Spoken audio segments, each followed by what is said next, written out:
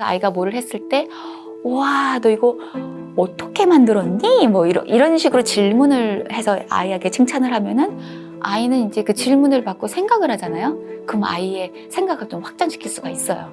한번 생각해 보시는 게 이 공부는 누가 해야 되는 건가요? 부모가 아니라 아이예요. 아이가 주도가 돼서 공부를 시작하고 해 나가야 되는데 첫 단추부터 잘못된 거예요. 어떻게 보면은 공부는 해야 되는 거니까 하는 게 아니라 내가 하고 싶어서 해야 되는 거거든요. 처음 시작은 저는 생각을 해요.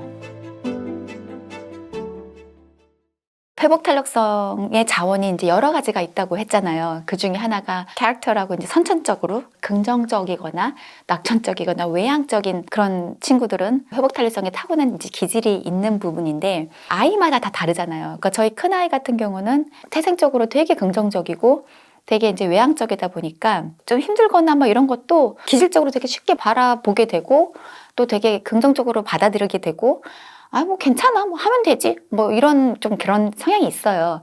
그런 반면에 둘째 같은 경우는 좀 되게 또 내향적이고 좀 처음 만나는 사람들 두려워하고 처음 가는 장소도 되게 시간이 좀 걸리고 성향적으로 그러다 보니 새로운 거를 시도해보는 걸 좀 많이 꺼려해요. 그래서 아이들마다 저는 이제 큰애와 작은애가 다른 것처럼 모든 부모님들이 이제 아이들 키우는 게 다 다르잖아요.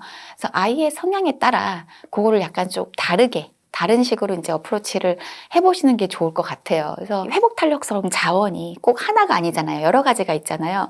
다양한 자원들을 키워주려고 전 노력을 해요. 첫 번째 캐릭터를 뭐 제외하고 뭐 두 번째 컴퓨터 자존감 같은 경우 아이들이 이제 회복 탄력성이 자존감을 베이스로 기반으로 이제 이겨낼 수 있는 거잖아요. 그래서 자신감을 불어주고 자존감을 불어주기 위해서는 아이들한테 처음에는 가장 기본적인 거는 무조건적인 사랑이죠. 그러니까 부모가 나는 사랑받는 존재다. 우리 부모님 나를 사랑해. 나는 사랑받는 아이야. 이런 걸 느낀 아이는요, 아주 바닥에 되게 이제 컴퓨터한 자존감이 형성이 돼요. 그리고 또 하나는 이 자존감이라는 거는 자기 스스로 또 느껴야 되는 거거든요. 근데 이 스스로 느끼려면요, 물론 이제 그런 넘치는 무조건적인 사랑을 받는 거에서도 출발을 하지만 자기가 어떤 것을 성취했을 때 느끼는 그런 감정이 쌓여서 나는 괜찮은 사람이구나, 나는 이런 걸 할 수 있는 사람이구나, 이렇게 쌓아지거든요. 그렇기 때문에 자기가 어떤 것을 목표를 해서 성취를 할 수 있는 기회를 제공해 주셔야 돼요. 이제 아이들이 겪을 상황들이 있잖아요. 혼자 하게끔 내버려 두시는 게 되게 도움이 돼요. 그래서 특히나 어린아이들이 어릴 때 혼자 스스로 먹게 냅두면 뭐 반 이상은 흘리고 바닥에 떨어지고 뭐 정말 이렇게 떠도 요만큼만 입에 들어가잖아요. 여러 가지 음식을 골고루 먹이고 싶다는 엄마의 마음, 육아가 얼마나 힘들어요. 치우고 돌아서면 또 치우고 막 이러잖아요. 그러다 보니 너무 힘드니까 아이 스스로 먹게 흘려서 그 뒤처리를 하는 것보다는 내가 솔직히 먹여주는 게 엄마 입장에서는 조금 더 편하거든요. 하지만 그 편한 대신 그만큼 아이는 혼자 성취해 볼 기회를 잃어버리는 거예요. 그러니까 아이가 발달을 함에 따라서 아이가 할 수 있는 그런 적당한 선에서는 부모님들은 아이가 스스로 할 수 있는 기회를 많이 제공해 주셔야 돼요. 그래서 많이 대신해 주시지 마시고 스스로 성취를 해볼 수 있는 경험을 많이 제공해 주셔라. 이게 이제 그런 자존감 형성에 또 되게 또 큰 도움이 되니까요. 그렇게 또 이제 회복 탄력성을 키워줄 수 있고요. 이제 사회성, 그 이제 커넥션 같은 경우는 저희 큰아이 같은 경우는 외향적이고 되게 금방금방 먼저 스스로 다가가는 스타일이에요. 그래서 큰아이 같은 경우는 그렇게 커넥션, 그런 사회성에 대해서 제가 이렇게 딱히 육아를 해주는 게 없어요. 하지만 우리 둘째 같은 경우는 되게 오래 걸리잖아요. 그러니까 이 친구 같은 경우는 그 아이를 위한 그 스크립트라 그러나요? 아이가 처음 친구를 만났을 때 이런 말을 할 수 있어 라는 되게 구체적인 말을 제시를 해줘요. 처음 친구를 만나면 이 말을 할 수 있어. 이런 식으로 그렇게 엄마가 스크립트를 줘도 처음에 그렇게 못해요. 아이가 못 따라해요. 그럼 엄마가 처음에 계속 이제 들려주고 해보고 이제 그 말을 듣게끔 하고 말이 힘들면 그냥 가서 그냥 이렇게 웨이브만 하는 정도라도 일단은 1단계거든요. 왜냐면 처음 만난 친구랑 노는데 오래 걸리는 아이한테 너 인사 좀 해봐. 너, 응? 너 빨리 가서 놀아봐. 이렇게 푸시를 하면요. 이 아이는 더 힘들어져요. 그러니까 이 아이가 조금 용기를 낼 수 있는 만큼 단계별로 조금씩만 가서 이렇게만 하고 올 정도. 아니면은 가서 이렇게 웃음 한 번 이렇게 웃는 정도. 이렇게 되게 작은 것부터 약간 실행을 하게끔 모델링을 해줘서 아이가 고개 조금 편해지면은 하나만 더 얹어서 그럼 안녕 하고 인사만 한번 해볼까? 안녕 이렇게. 그 다음에는 안녕, 뭐해? 이렇게 해서 단계별로 아이 성향에 맞게 할 수 있을 정도로 조금씩 이렇게 해보는 게 아이한테도 이렇게 도움이 돼요. 아이의 성향에 따라서 이렇게 다르게 회복 탄력성을 키워주고 있고요. 그리고 이제 조절 능력은 솔직히 모든 아이들은 다 필요한 거잖아요. 왜냐면 이제 아이들은 되게 본능적이고 아직 많은 경험을 안 해봤기 때문에 그거 조절 능력이 아직 힘들어요. 그래서 아이들 이제 그 감정 조절이라든지 그런 신체 조절 같은 경우는 그러니까 아이들마다 좀 다르거든요. 이렇게 대근육이 되게 발달이 잘 돼서 몸을 자유자재로 이렇게 조절할 수 있는 아이가 있는 반면에 또 안 그런 아이도 있고 또 어떤 아이 같은 경우는요 너무 크게 얘기해요. 바로 옆에 있는데 엄마 뭐 이렇게 막 소리를 많이 지른단 말이에요. 아니 여기 앞에서 얘기를 한다든지 그래서 이제 뭐 목소리 조절 같은 것도 아이랑 연습해 볼 수 있는 거예요. 그래서 이제 안 보이는 거잖아요. 감정이라든지 행동이라든지 목소리라든지. 그래서 키 개념은 이거를 시각화해서 구체화시켜서 아이들한테 보이게끔 해서 조절을 가르쳐 주는 게 되게 효과적이거든요. 목소리 같은 경우는 저는 이제 이게 숫자를 이렇게 레벨링을 해서 0번은 이제 목소리가 없는 뮤트 이거고 1번은 이제 뭐 보통 우리가 얘기하는 이렇게 대화하는 인도어 보이스라고 해서 대화하는 보통 목소리 뭐 이제 이런 식으로 2번은 이제 조금 큰 목소리 예를 들어 내가 수업 시간 앞에 나와서 발표를 해야 될 때 아니면은 놀이터에 나갔을 때 조곤조곤 얘기하면 안 되니까 좀 큰 소리를 얘기해야 되잖아요. 그래서 뭐 이제 숫자 2번은 좀 큰 소리를 얘기하고 뭐 숫자 3번 같은 경우는 발표를 해야 될 때 저 뒤에까지 소리가 들려야 되는 거잖아요. 그래서 그런 이제 좀 큰 소리. 그다음에 네 번째 같은 경우는 이제 emergency, 뭐 급한 일이 있을 때 뭐 소리를 질러야 되는 거죠. 예를 들어 뭐 공을 뻥 찼는데 저쪽에 뭐 친구가 맞을 것 같아. 그러면 소리를 질러서 알려줘야 되는. 그때는 뭐 4번의 큰 소리. 이래서 소리를 뭐 이제 1번, 2번, 3번, 4번 이렇게 구체화시켜서 아이한테 보여주고 저는 이제 책에다는 이제 실었는데 버튼을 달아가지고 단추를 달아서 이제 애가 왔다 갔다 할 수 있게끔 재밌게 해줬어요. 그러면은 야, 네 목소리가 지금 3번에 있어. 우리는 이 지금 방 안에 있잖아. 얘를 1번으로 뭐 해봐. 뭐 이런 식으로.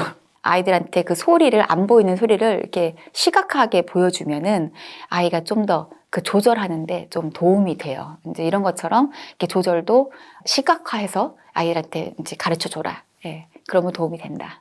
물론 모든 부모라면 우리 아이가 공부를 잘했으면 하겠죠. 근데 이 공부를 잘 하기 위해서 성적을 잘 받기 위해서 시키는 부모님들을 많이 봬요. 근데 무슨 학원 또 탑 학원을 가기 위한 서브 학원. 근데 한번 생각해 보시는 게 이 공부에는 누가 해야 되는 건가요? 부모가 아니라 아이예요. 아이가 주도가 돼서 공부를 시작하고 해 나가야 되는데 첫 단추부터 잘못된 거예요. 어떻게 보면은 공부는 해야 되는 거니까 하는 게 아니라 내가 하고 싶어서 해야 되는 거거든요. 그러면 솔직히 공부가 왜 하고 싶을까요? 솔직히 이제 이게 또 질문인 거잖아요. 처음 시작은 저는 호기심이라고 생각을 해요. 일단 공부라는 거는 배우는 거잖아요. 내가 몰랐던 것을 알게 되는 게 이제 공부잖아요. 세상에 호기심이 없다면 별로 알고 싶지가 않잖아요. 어떤 호기심이 있으면 본인이 알고 싶으니까 스스로 거기에 대해서 공부를 하거든요. 그래서 공부도 마찬가지로 이 호기심에서 출발해야 된다고 생각을 하거든요. 그래서 이제 이 호기심이라는 거는 아이들은 본성적으로 다 호기심을 갖고 태어나요. 되게 이제 naturally 되게 curious해서 이게 뭐야 저게 뭐야 어릴 때는 애들 다 뭐야 이러잖아요. 근데 어느 순간부터 몇 세가 되면은 뭐 한글을 떼야 되고 이제 초등학교 들어가기 전에는 뭘 해야 되고 뭐 포닉스를 해야 되고 뭐 나이별로 막 해야 되는 그런 아이의 공부 로드맵을 안타깝게도 특히나 한국 부모님들은 너무 많이 짜주세요. 그리고 아이들은 그게 또 그런가 보다 하고 이렇게 다 따라가게 돼요. 그 안에서 물론 공부 잘하는 아이들이 있겠죠. 왜냐면 뭐 그냥 이렇게 엄마가 하라니까 하는 아이들, 아니면은 내가 이렇게 잘하면 엄마가 기쁘니까 엄마를 기쁘게 해드리기 위해서 뭐 하는 아이들, 아니면 또 엄마가 무서워서 혼날까봐 하는 아이들. 근데 이런 아이들은요, 뭐 초등학교 때까지는 어느 정도 아직 어리니까 잘 따라온다고 생각을 해요. 자기 스스로 해보지 않은 아이들 같은 경우는 한 5, 6학년 사춘기만 돼도 중학교 들어가고 고등학교 들어가면서부터는 그게 안 되는 거예요. 이 공부를 잘 하기 위해서는 저는 이제 그런 호기심에서 출발하지만 이 동기, 왜 공부를 해야 되는지 동기부여가 어찌 보면은 가장 중요하다고 봐요. 그래서 아이가 공부를 왜 해야 되는지, 아니면 내가 공부를 잘하면 어떤 결과를 가져오는지, 아니면 내가 어떤 성인이 되고 싶은지, 그런 거를 먼저 생각해 보면은 거기서 이제 오히려 또 반대로 또 미래를 생각했다 보면은 그러면 이런 사람이 되기 위해서는 나는 이런 거를 갖춰야 되겠구나. 그럼 이런 거가 갖춰야 되면은 이런 공부를 해야 되겠구나. 이러면서 스스로 느낄 수 있게 되거든요. 그러니까 아이랑 어리다고 엄마 스스로 다 뭐 공부 로드맵, 아이의 직업까지 미리 다 생각을 해서 짝짝짝 플랜을 짜주시는 게 아니라, 일단 우리 아이를 잘 관찰을 하고 우리 아이가 뭐를 잘하나, 무엇을 좋아하나. 왜 좋아하는 거를 열심히 하다 보면 또 그걸 잘하게 되거든요. 그러니까는 그걸 먼저 엄마가 잘 관찰을 해보고 거기서부터 출발을 하는 게 가장 바람직한 자세라고 볼 수 있어요. 그래서 칭찬하면 이제 영어로 이제 그걸 praise라고 하잖아요. 기억하기 쉽게 저는 이제 praise 요법이라고 얘기를 하는데, 그래서 이제 P는 많은 사람들이 이제 많이 아는 거예요. process, 과정에 대해서 칭찬을 해라. 결과에 대해서 칭찬하지 말고 과정에 대해서 칭찬을 해라. 그리고 R는 reward예요. 보상을 이용한 칭찬이죠. 왜냐하면 이제 보상 없이는 솔직히 약간 보상의 원동력도 되잖아요. 칭찬에 이제 이렇게 보상을 또 해줄 수도 있고, 그 다음에 이제 A 같은 경우는 ask예요. 질문형 칭찬이에요. 그래서 아이가 뭐를 했을 때, 와, 너 이거 어떻게 만들었니? 뭐 이런 식으로 질문을 해서 아이에게 칭찬을 하면은 아이는 이제 그 질문을 받고 생각을 하잖아요. 그럼 아이의 생각을 좀 확장시킬 수가 있어요. information. 정보성 칭찬이에요. 그러니까 그냥 막연하게 잘했다 뭐 이렇게 칭찬을 하면은 아이들은 솔직히 왜 잘했는지 몰라요. 그냥 잘했나 내가? 뭐 잘 모르거든요. 근데 여기에서는 information, 정보가 빠진 거예요. 그래서 예를 들어 네가 오늘 꽃을 그렸는데 꽃 모양이 진짜 같이 잘 그렸구나. 그러니까 이제 좀 이렇게 구체적인 정보를 주는 거죠. 색감을 여러 가지 알록달록하게 잘 썼구나. 뭐 이런 식으로 아이가 어떤 이제 뭐 자기 작품을 가져와서, 이런 상황이 되게 많잖아요. 엄마 나 잘했지 이것 봐 이런 거. 이랬을 때 잘했어 이러고 끝나는 게 아니라 그 안에서 되게 좀 정확한 인포메이션을 아이한테 주면서 칭찬을 해주면 아이도 내가 이래서 잘했구나라는 거를 알게 되고, 또 아이가 친구 거를 봤을 때, 뭐 다른 어떤 작품을 봤을 때 그 아이도 그렇게 구체적으로 보는 눈이 생겨요. 그리고 구체적으로 이제 친구한테도 얘기도 해주고, 그래서 아이의 사고가 더 확장이 될 수 있는 또 인포메이션을 주는, 정보를 주는 칭찬이 그렇게 되게 중요를 하죠. 그리고 이제 S, 그다음에 sincere한 건데 진심을 담아서 예, 그렇게 sincere하게 칭찬을 해주는 건데, 왜 우리 엄마 되게 막 설거지하고 바빠 죽겠는데 옆에서 엄마 이것 좀 봐봐 그러면 뭐 그래 잘했어 이러고 넘어가는 거 많잖아요. 애들 다 알아요. 엄마는 그래봤자 내 거 잘 보지도 않고 뭐 내 얘기도 잘 듣지도 않고 막 이렇게 칭찬을 한다고 할 수 있을 때, 아이한테 이제 칭찬을 할 때는 정말 아이를 눈을 맞추고, 만약 이야기를 하는 거라면 이야기를 경청해서 듣고 칭찬을 해주거나, 아니면 아이가 뭐를 보여주고 싶어서 이제 뭐 보여줬을 때는 정말 시간을 갖고 진짜 그거를 보면서 그렇게 칭찬을 해주는 그런 sincere한 칭찬이 필요하고, 마지막 E는 encourage에서 용기를 주는 칭찬이에요.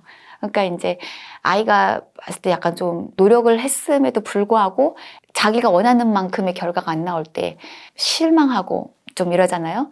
하지만 분명히 아이가 노력하는 거는 칭찬을 받아야 마땅한 거거든요. 근데 이제 결과가 안타깝게 나왔잖아요. 하지만 이제 용기를 주는, 그럴 때 용기를 주는 칭찬을 해주는 거죠.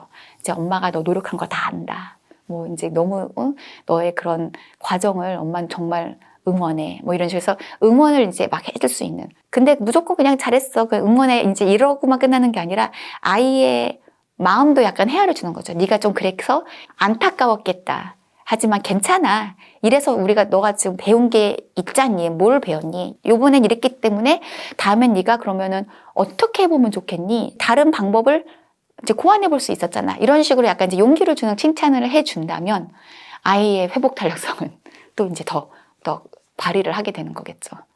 그래서 칭찬을 할 때 이 프레이즈를 기억해 주시면 회복 탄력성도 같이 예, 커갈 수 있을 것 같아요. 보상을 하면은 이제 뭐를 잘했을 때 뭐를 주고 이제 항상 이렇게 하다 보면은 이거 안 사줘? 뭐 그럼 나 안 해. 뭐 이거 안 해줘? 나 안 해. 이럴까봐 이제 부모님들이 약간 걱정을 하세요. 항상 보상을 줘야 되냐? 그럼 얼마큼 보상을 해줘야 되냐? 보통 외적 보상, 내적 보상 이렇게 많이 얘기를 하잖아요. 그래서 내적 보상을 이 되게 중요하다고 생각을 하지만 외적 보상은 좀 중요하다고 생각을 안 하고 좀 불안해 하시는 경우가 많죠. 근데 우리 어른들도 생각해 보잖아요. 우리 일을 하면 월급 받잖아요. 근데 그거 외적 보상이에요. 그렇잖아요? 근데 솔직히 사람은 그런 외적 보상이 없으면 솔직히 동기가 부여가 잘 안 돼요. 그래서 이제 그 외적 보상이 어느 정도 필요한데 그렇다고 이제 항상 외적 보상 무조건 좋습니다. 다 항상 주셔야 돼. 이런 뜻은 아니고요.